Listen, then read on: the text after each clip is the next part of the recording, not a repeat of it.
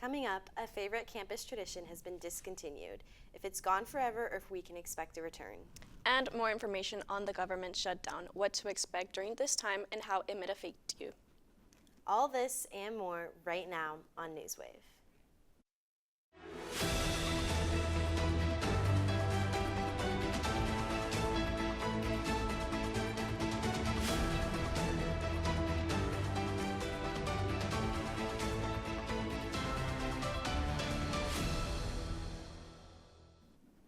Good afternoon, everyone, and happy Friday. Today is Friday, October 10th. I'm Emma Holcomb. And I'm Odalis Caballero. Milk and Cookies is changing this semester here at Trinity. For more than a decade, Office of Student Engagement and Development, or SED, has hosted Milk and Cookies every Thursday at 3:30. Amid decreasing attendance, rising costs, and concerns over schedule conflict, the SED has revamped how the program will work. The SED hopes that less frequent but more unique Milk and Cookies will have a larger appeal, hoping to work with companies such as Insomnia Cookies or Crumble Cookies to host larger events. The first revamped Milk and Cookies of the year debuted this week on Thursday, October 9th in the Coates Student Center. On September 17th, Vice President of Academic Affairs Megan Mesting announced that Trinity University Press, also known as TU Press, will be closing in December of 2026. Founded in 1967, TU Press will be closing due to financial difficulties with the cost of publishing books and maintaining the press. The closing of TU Press affects authors from the Trinity community as well as all around the world. According to the Trinitonian, TU Press has published authors from the New York Times best-selling list, National Book Award winners, and even historical figures such as zoologist Jane Goodall. Students are also impacted by this, as TU Press has traditionally hired student workers. As of now, there has been no further news, and TU Press will continue to operate for the next 15 months. Professor Jimmy Butts is hosting a lecture series on Malcolm X called the Malcolm X 100 Lecture Series. Butts began teaching history with Trinity a year ago and cemented himself as the foremost expert on Malcolm X in the department.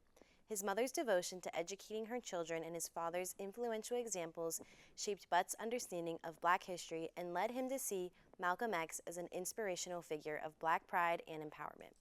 According to the Trinitonian, the significance of his work began spreading through the lecture series is that it pushes forward the conversation on Malcolm X and allows people to recognize the importance of not throwing away the questions and discussions that Black people have had in the past.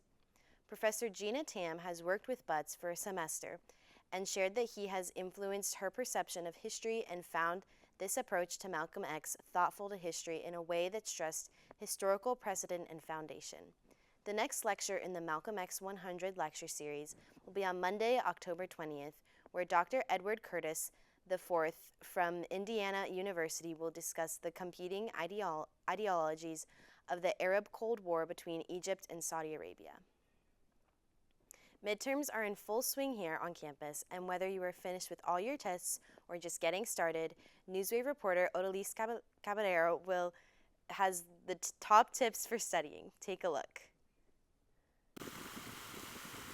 Midterms are just around the corner, and preparation is in full swing here at Trinity.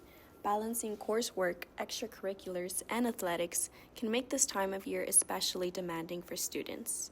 To find out how students stay focused and motivated, we spoke with a few students around campus to hear their top study strategies. Some of the advice that I would give Trinity students as a psychology major is prioritizing studying early on, preferably a week before, just because it's a lot of content to learn or relearn. One of the things that works for me the most is active recall, creating flashcards or having someone else help me say things out loud, practice on them. And I think as time goes on, I'm better equipped in knowing what I need to learn more or what I need to keep practicing as the exam comes up. Some midterm tip I can give you is that you should have some coffee, some snacks, and find a spot that you feel comfortable and it's quiet so you can lock in. All right, so my study tips for midterms are to find a good study spot, always study ahead of time, and always take breaks in between to not burn out. As an engineering student, some of the studying methods that I recommend are firstly the Pomodoro method, which is studying 25 minutes and then taking 5-minute breaks and then doing that 4 times. And then kind of repeating the process. I also recommend going over your lecture notes and highlighting key points and things that that are probably going to be on the exam. And then after you're done going over your lecture notes, I recommend going over either homework problems or practice problems that you did in class. As a marketing major, one of my big study tips is to start early and don't procrastinate, so I can leave more time for creativity. Maintaining balance is just as important as studying. Don't forget to rest, eat well, and take time for yourself. From all of us here at Newswave, we wish you the best of luck this midterm season. Coming up, your weekly weather update with our chief meteorologist. And more local and statewide headlines. Stick around, we'll be right back in 30 seconds.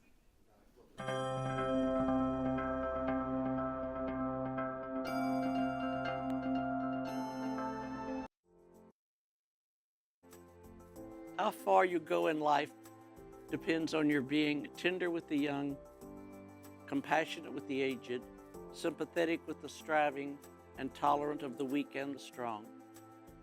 Because someday in life you will have been all of these. All of us want to do well, but if we do not do good too, then doing well will never be enough. Welcome back to Newswave. The U.S. Department of Education has announced budget cuts. The several public schools in San Antonio are bracing for a loss of funding. The Department of Education has originally going to give $350 million to schools that are Hispanic-serving institutions, meaning that at least 25% of their undergraduate student identify as Hispanic. 12 schools in San Antonio, including Texas A&M University, San Antonio, St. Mary's, and UTSA all fit under this category and were supposed to receive a chunk of that money. According to San Antonio Report, these schools have received 21 grants since 2018, totaling around $57 million. Now these schools will have to turn to other directions for their funding they need.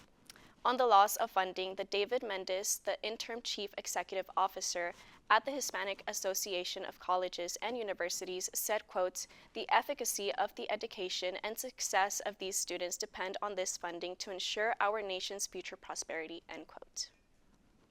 Our chief meteorologist, Luke Morton, is back this week to give us your weekly weather update and what weather to expect during fall break. Take it away, Luke.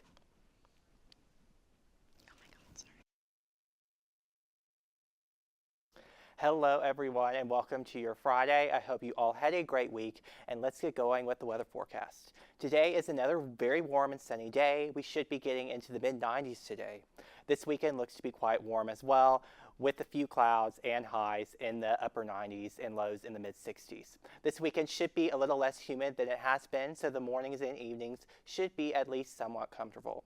If you have any plans outdoors this weekend, be sure to stay hydrated and wear sunscreen. This next week is going to be a carbon copy of this weekend with sunny skies, highs around 90, and lows in the upper 60s to near 70. And rain chances look to be near 0% for the next 7 days, which is unfortunate for the persistent drought that continues to be present in our area. There might be some kind of front approaching our area by sometime at the end of next week, but how strong that front is and if there's any rain with it is beyond the scope at this time. But it will really hopefully feel like real fall on very soon. Thank you all for tuning in this week and have a great weekend, and I look forward to seeing you all soon. Take care.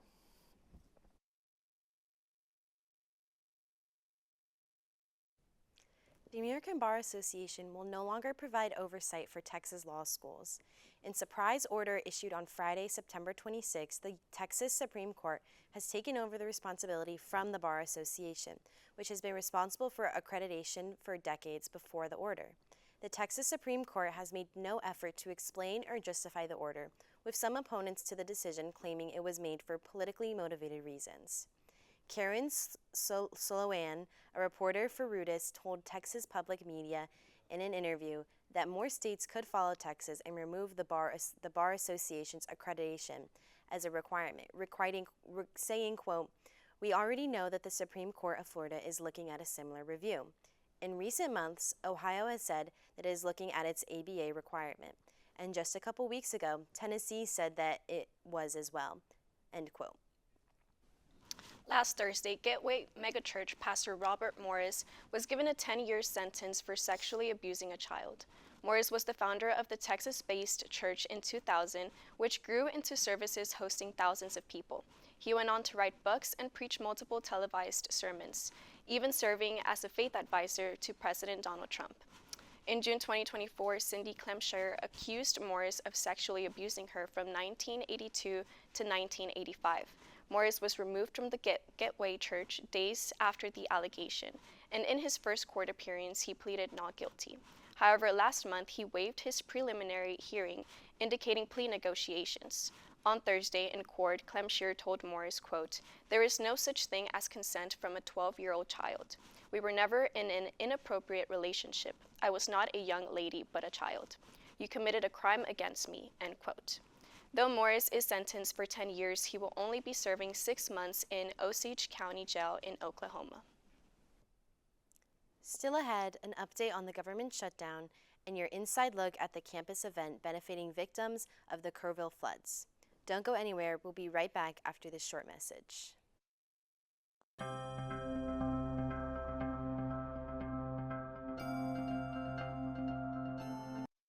Patriotism. It inspires passionate debate, and it's worn like a badge of honor with good reason, because it means love and devotion for one's country. But what really makes up this country of ours? It's the people. To love America is to love all Americans. This year, patriotism shouldn't just be about pride of country.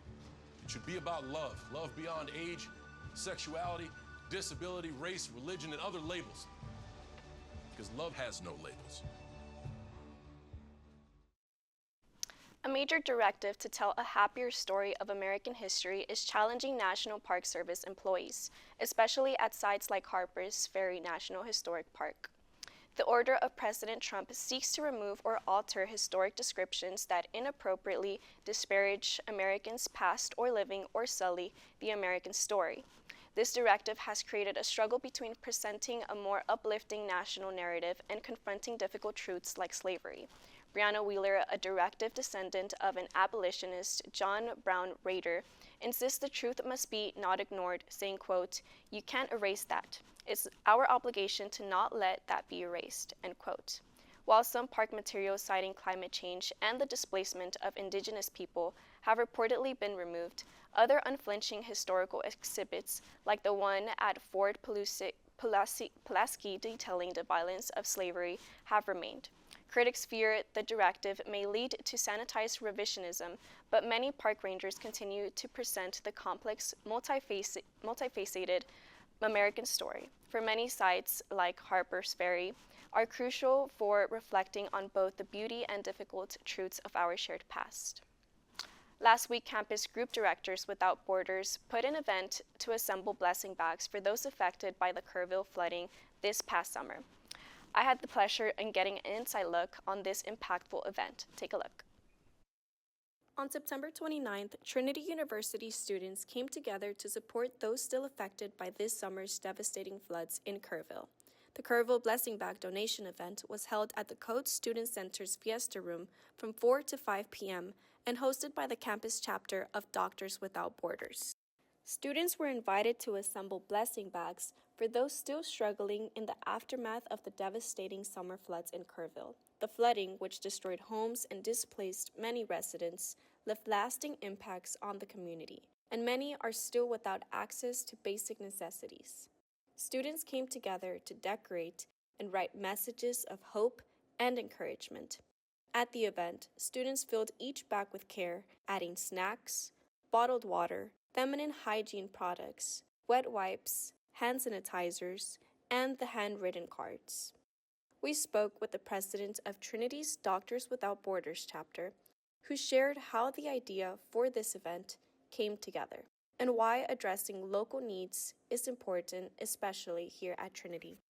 I'm a sophomore and I'm a major in neuroscience. I'm also the founder and president of Doctors Without Borders. This is the very first chapter here at Trinity University, which is super exciting. And today we had the Kerrville Blessing Bag donation, and essentially the students were responsible for assembling these blessings bags, which will then be given to the food bank for those still affected by the Kerr and who don't have shelter.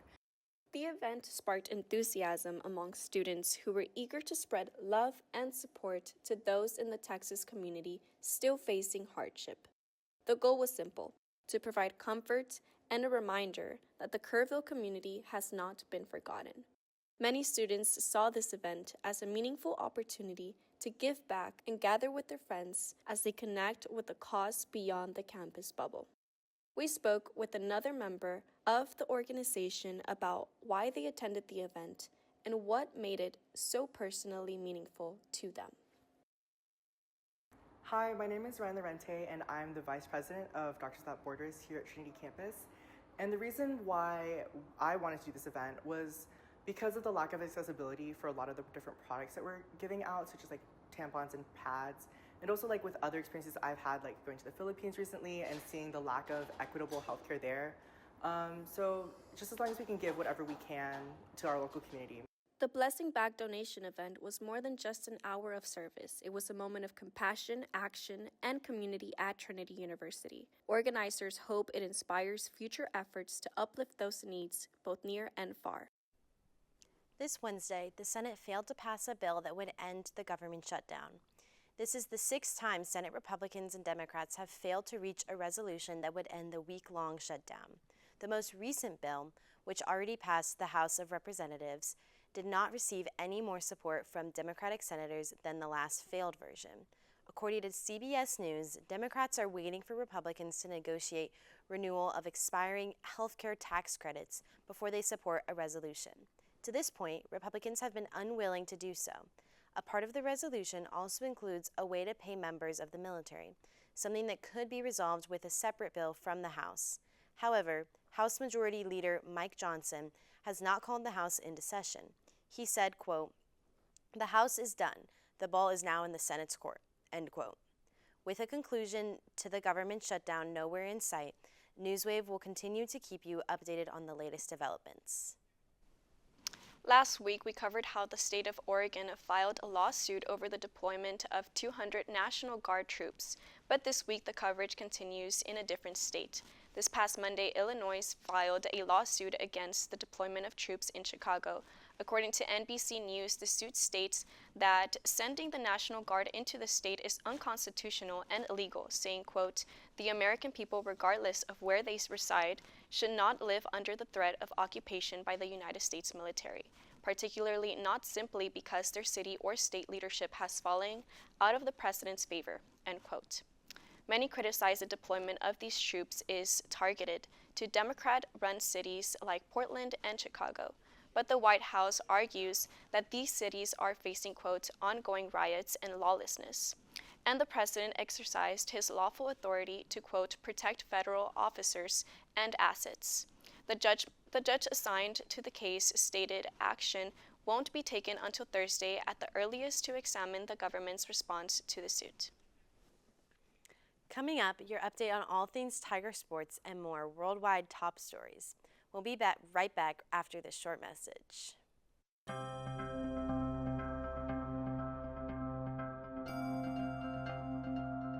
Our hearts are made stronger by how we treat others. Put her there. The light you share can impact those around you, but so can the darkness. Later, twerps. Did Pete saying mean things bother you? So when you reach out to another person, take a moment to consider how they will feel and let your heart be the key to making a difference. Because of you, someone's entire day, year, or even life can change. In every heart, there's hope.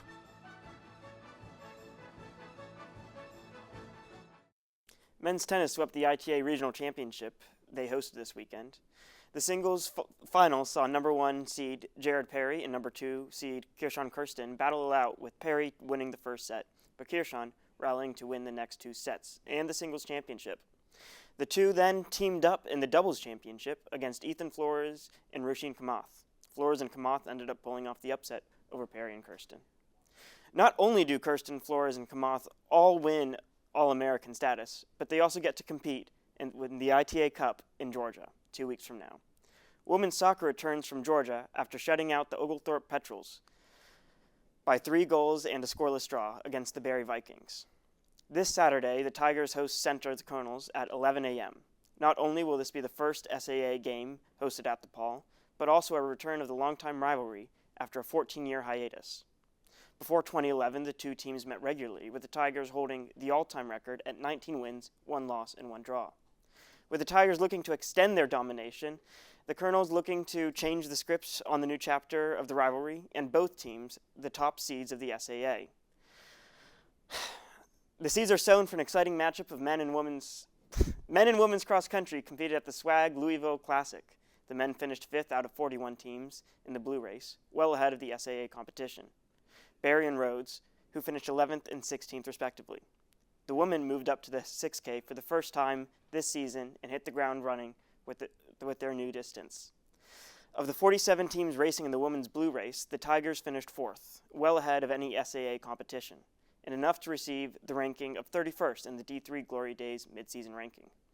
Senior Gianna Kenna finished 14th out of 416 finishers and was awarded her second SAA Runner of the Week this year.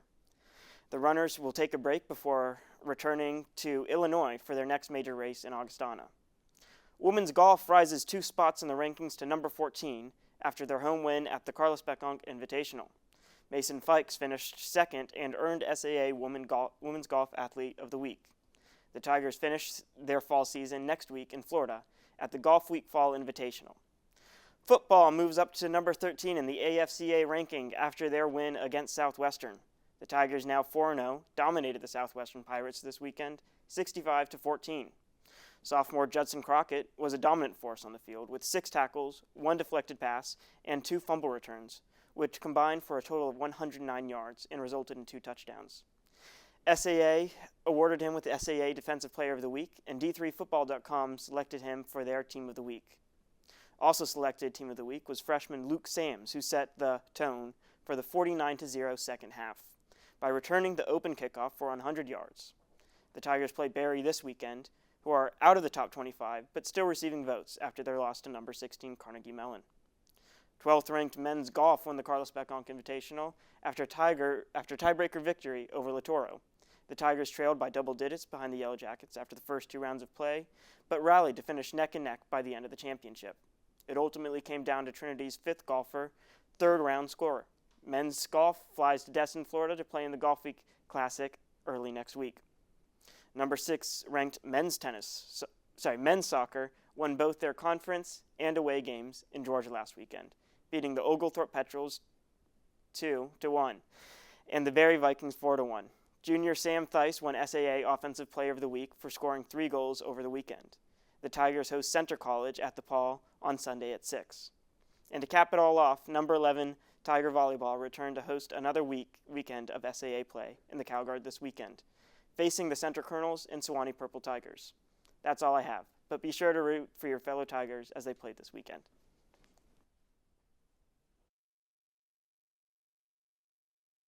On October 2nd, Israeli Navy soldiers arrested 450 activists from the Global Suman Flotilla, a fleet of 42 boats that sought to break Israel's naval blockade to deliver aid. Among those arrested, 170 activists, including Swedish activist Greta Thunberg, were deported to Greece and Slovakia on Monday. Italian journalist Saverio Tomasi, who was deported on October 4th, said the Israel forces treated the activists, quote, like monkeys. Claims consist of being forced to wake up at night, violent threats, and being forced to kneel in a prison van for 4 hours. Israel's ministry has denied the activists' claims, insisting that they are lies. Israel's national security minister said that the flotilla activists were terrorists and that their stay at the Kedsoy prison should make them, quote, think twice before they approach Israel again, end quote. The interception has resulted in large-scale demonstrations against Israel's actions. 5 people have died and tens of thousands have been left without power in multiple regions of Ukraine after intense Russian missiles and drone attacks on the night of October 4th. According to Russian Defense Ministry, the attacks were meant to target Ukrainian military and infrastructure. To ensure Poland's safety in the airspace, Poland scrambled fighter jets to Ukraine after the attack. Ukrainian President Volodymyr Zelensky responded to the attacks by stating, quote, "A unilateral ceasefire in the skies is possible, and it is precisely that which could open the way to real diplomacy," end quote. For the past week, protests and demonstrations have occurred throughout the country of Morocco, and they are all fueled by young people. ABC News reports that their complaint is tied to the contrast in government spending on stadiums in preparation for the 2030 FIFA World Cup and the lacking healthcare system that is behind compared to similar countries. These protests are spurred by collective Gen Z 212, and members discuss their strategy on popular chat app Discord. Similar to the other countries facing protests by the Gen Z population, Morocco has a large population of young people, with over half of it being under the age of 35. The Gen Z protesters directed their complaints to the King of Morocco, King Mohammed VI, and other government officials to oversee reforms in their spending. The government has said they are open to discourse with the protesters. However, no official plans have been made as of yet to redirect their stadium funding to social services. That's all we have time for today. Thank you for tuning in. We'll be back in 2 weeks on October 24th at our usual airtime, 3 p.m. Until then, I'm Odalis Caballero. And I'm Emma Holcomb. Have a great fall break.